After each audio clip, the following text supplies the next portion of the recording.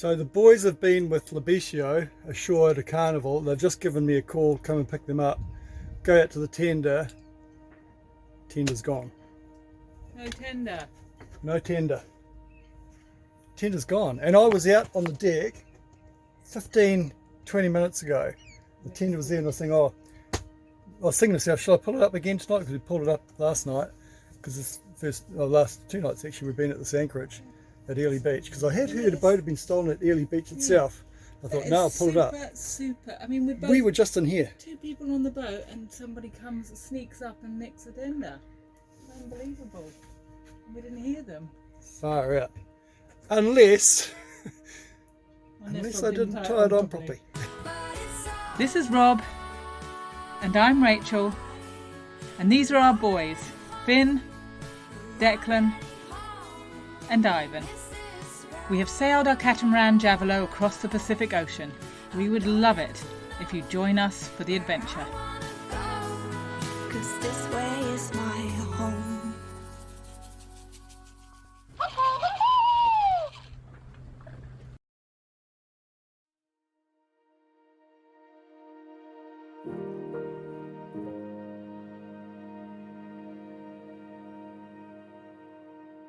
So it's the day after, the night before, after the boating disaster.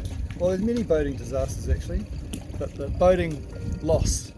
So Richard came over last night. We didn't film it, but Richard came over last night and we did a tiki tour all the way around the anchorage here. Couldn't find a thing. Spoke to people on the beach in there, went into the docks down there, went to the dock over there, dinghy docks. Nothing. Contacted the police, they know about it. I put it up, post up on Instagram, and Facebook. Went on Channel 16 actually. I ran Channel 16 boaties around here, looking out for any dubious activity. There's one last spot. This is it isn't, because I remember seeing the tender, a wee while after I got back here. But just in case the boat has got off and drifted, there's one spot around a little. I can't see him. We didn't get there last night. But Richard's going to take us over to now to see if we can find it. Very unlikely, but Wish us luck, Rachel. We need it, alright? It's very unlikely. Off we go. As it turned out, Rob and Richard didn't have to look very far. Less than a nautical mile from our boat, they found the tender tied up behind another catamaran. Oh, that's it. That's true. Oh, that is so bad. Oh, it did come undone. It's egg on face. Oh my goodness me. They're probably sound asleep. So, where did you see it? Just floating out past the boat. Going off this way. Oh man, so embarrassing. Going around looking for a boat without a dinghy, but quite one. So, what time did you find it? About 9:30 at night. Yeah, because we thought we'd lost it somewhere between 8:45 and 9:15. Yeah, right. Yeah, oh thank you mate, that's fantastic. Crime Stoppers Extraordinaire! Someone just gave us a boat that looks very similar to ours. This is not it, but Did it bump into their boat last night when it went for a little... it went past, yeah. He said at 9:30. It was exactly the time. Yeah. Yeah, so I said between 8:45 and 9:15, so it would have been 15-20 minutes by the time it got there. So how did... I don't know, I do not know. So it managed to stay on the clip for like Yeah. for an hour or so, Either and then that, decided it would had enough. Or I hadn't clipped it on, and it just sat around the boat for an hour and a bit. No, there was one right. No way, yeah, it was windy, yeah. Well, you must have clipped it, but I may hadn't not have clipped it, looked just it quite right. Yeah, yeah. Wow, how lucky is that? So they saw it go by.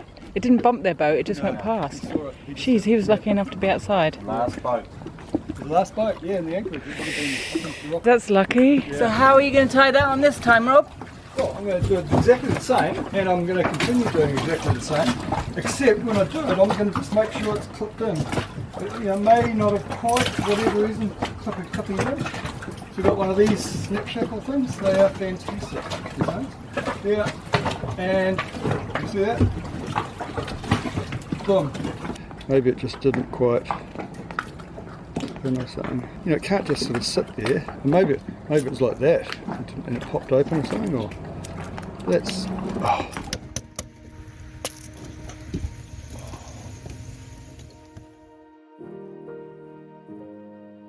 The good and bad are all part of the sweet tapestry of life. From loss to found, from despair to joy, from fear to hope. Our happiness at finding the dinghy stayed with us right up until the next morning, when it was suggested we trek to the Cairn Walk lookout. Declan had met a young lady in town and wanted to spend the day with her, but we insisted he join us instead. Once his exercise endorphins kicked in, we figured he'd be a different boy. So, this is the face of someone who is happy to go for a walk. This is the face of someone not so happy to go for a walk. Oh, there you go. There you go. That's what I'm talking about. Anyway, it's character building. Oh, one of the problems with this walk is you have to walk for about half an hour uphill before you're even actually at the beginning of the walk. I'm sweating already. It's only adding to the fun for the kids. This is the start of the walk. Well done, Declan. There you go. There you go. Welcome to my world. We're in for a great day. Well done, Robert. I love steps. Good to hear it. Ivan. Richard. That's the head count done. Everyone present and accounted for. Let's get this party started. So Declan is setting a cracking pace at the front there, which is very good. I think he just wants to get it over and done with. And all credit to that. He sees it as a you're ruining my life kind of thing to go for a walk with us. And granted, we did make him do a walk last week. In fact, it probably is exactly a week ago when we were on Hamilton Island. Didn't kill him. So 2 walks in, I don't know, more than 2 months. It's hardly child cruelty, but I'm sure Child Protection Services will be hearing about this. Richard says we've just gone to 152 metres elevation apparently. Woo, 152. We started at a mere 1. Doesn't seem like much. Doesn't seem like much. It has been very steep though. Not hands and feet crawling, but still steep enough. You're halfway, Ive? Not really. You're not really halfway. You're first halfway, dude. It's more like a quarter of the way, isn't it? The road bifurcates here. Goes in 2 different directions. Don't you mean forks? Forks! I got a spoon, I got a knife, I want a fork. Okay, and you've got a fork right here. Here it is. There it is. That way is to the lookout. That way. That way is to continue like for another 27 kilometres. No, that would kill us. So here we are. We're here. There's Ricardo. Ricardo doesn't watch the Cruising Kiwis. But we don't hold that against him. That's okay. I watched the last one. Oh, did you? I watched the last one. Good on you. Okay, you're back in our good books now. Oh, you beauty.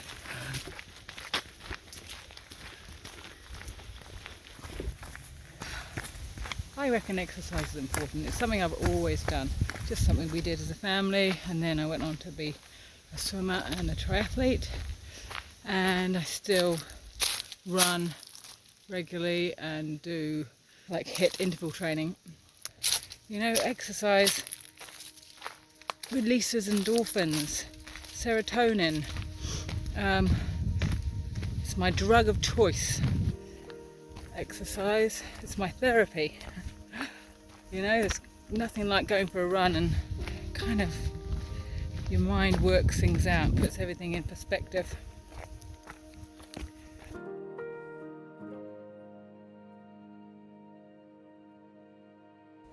As we reached the lookout, I was keen to discover whether today's physical activity had helped Declan regulate his mood. I spy with my little eye. Well done, guys.